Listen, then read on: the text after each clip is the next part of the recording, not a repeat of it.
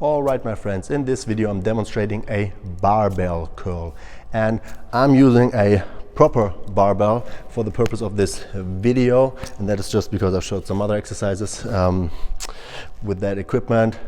If you do a barbell curl, I usually recommend taking a shorter barbell or an easy bar, and the easy bar is very similar. If you feel like with a barbell curl it doesn't feel good for your wrist joint, then I recommend using an easy bar where you can keep your wrist joint slightly more rotated. Otherwise you can use a regular shorter barbell, and while I'm using the big one, I just want to say, don't be the guy that does his curls in the rack. We all know, hopefully you do as well. No.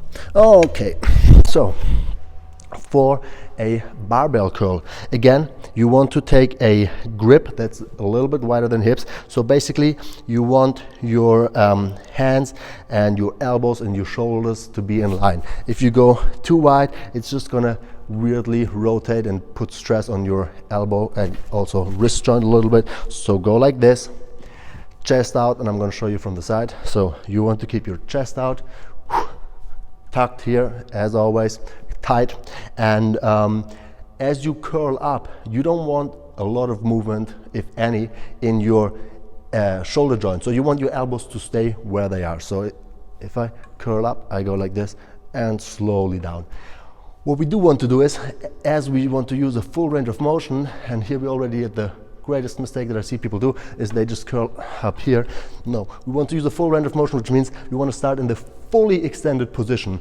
So for this purpose, I recommend shifting your elbows a little bit slightly forward to the front of your body. Otherwise, if you keep your elbows here, you'll see the barbell is resting against my legs and my arm is already slightly flexed. So I don't actually get those last few degrees, and I'm not starting from a stretch position, which helps me activate the biceps fibers better. So like this, shift my elbows forward, like now my biceps is actually stretched, and I start from here and I curl up.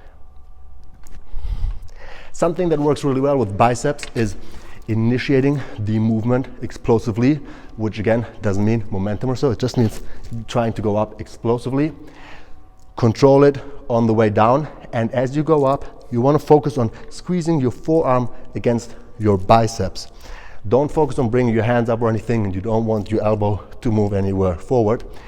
Actually, something that you can do to make it even a little bit harder is you start here, and as you curl, you move your elbow slightly back in a very controlled fashion. That ensures that at the top position you have a lot of tension, compared to if you curl, as soon as your hand goes above your elbow, which what most people do subconsciously, you go like this, and as soon as that's the case, your biceps isn't really working anymore.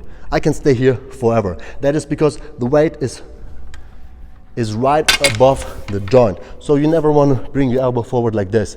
And if you move your elbow back as you do the curl, you achieve the opposite effect. You actually make it harder. So you could start off like this, and then as you get more fatigued, you keep it and you go up.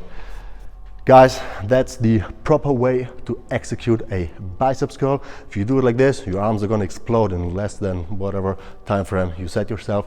I'm just kidding, but no, seriously guys, that's the proper way to do a biceps curl, and those guidelines or movement principles apply to most other biceps. It doesn't matter if you do it with the dumbbells or anything. Keep your elbow tucked, don't go forward, don't swing it around, go all the way down. And yeah, here we go guys, hope you enjoyed this video. See you next time. Thanks for watching.